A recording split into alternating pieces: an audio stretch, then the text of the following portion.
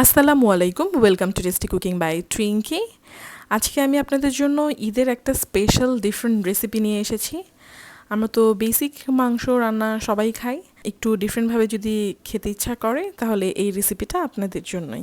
আমি 250 গ্রাম মাংস নিয়েছি। আমি বাইট সাইজ করে মাংসগুলো পিস করে নিয়েছি, যেহেতু এটার নাম বিফ বাইটস। এখানে স্বাদ মতন লবণ দিয়ে দিয়েছি, আর দিয়েছি গোলমরিচের গুঁড়ো 1/2 চা চামচ, আর ভালো করে এটা মাখিয়ে নিচ্ছি।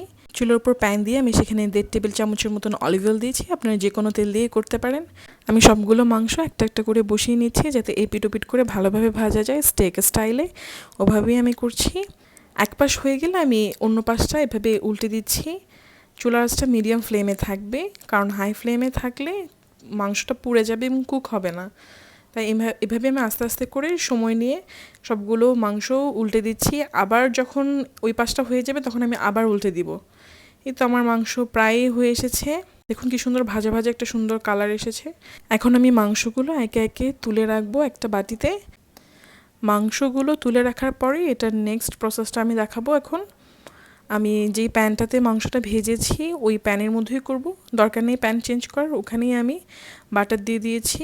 এখানে আমি 3 টেবিল চামচের মতন মেল্টেড বাটার ব্যবহার করেছি, মানে এটা মেল্ট করার পরে এটা 3 টেবিল চামচের মতন হবে। আপনাদের পরিমাণটা বোঝার জন্য আমি বলে দিলাম। এরপর আমি এখানে রসুন কুচি দিয়েছি 1 টেবিল চামচ। আমি রসুনটা একটু বাটারের সাথে ভেজে নিচ্ছি। এরপর আমি সয়া সস দিচ্ছি 1/2 চা চামচ এবং ওয়েস্টার সস দিচ্ছি 1 চা চামচ। এরপর আমি সসটা আর বাটারের সাথে ভালো করে মিক্স করব।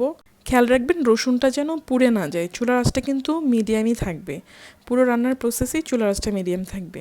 এখানে আমি 1 কাপের মতন পানি ব্যবহার করেছি।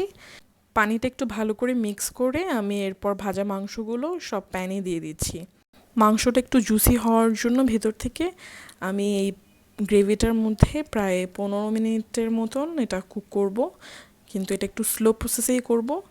এভাবে আমি একটু নেড়ে চেড়ে ঢাকনা দিয়ে দিব। ঢাকনা দিয়ে এটাকে ভিতর থেকে কুক হওয়া পর্যন্ত এবং পানিটা টেনে যাওয়া পর্যন্ত অপেক্ষা করব। এই তো হয়ে গেল আমার বিফ বাইটস।